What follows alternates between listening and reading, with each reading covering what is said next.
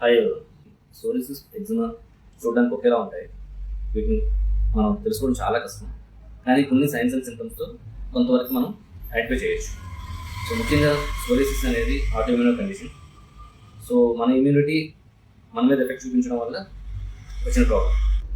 సోరియాసిస్లో thick and raise patches ఉంటాయి, elevated patches ఉంటాయి skin పైన. అదే మీకు ఎగ్జిమాకి వచ్చేసరికి ఎగ్జిమాలోని మోస్ట్లీ డ్రైగా ఉంటాయి. సో దాంతోపాటు క్రాక్స్ ఉంటాయి స్కిన్ పైన. సోరియాసిస్లో వచ్చేసరికి ఇచ్చింగ్ మైల్డ్ అండ్ మోడరేట్గా ఉంటుంది. అదే మీకు ఎగ్జిమాలోని సివియర్ ఇచ్చింగ్ ఉంటుంది. సోరియాసిస్ జనరల్గా 15 to 35 years మధ్య ఏజ్ వాళ్ళకి వస్తుంది. ఎగ్జిమా వచ్చేసరికి ఎక్కువ చిల్డ్రన్స్ కనిపిస్తుంది. డ్రై స్కిన్ ఎవరైతే ఉంటారో పిల్లలు, సో వాళ్ళలో కనిపిస్తుంది. ఇది వయసు పెరిగే కొద్ది కొన్ని రోజులు తగ్గిపోతుంది. సోరియాసిస్ అలా కాదు.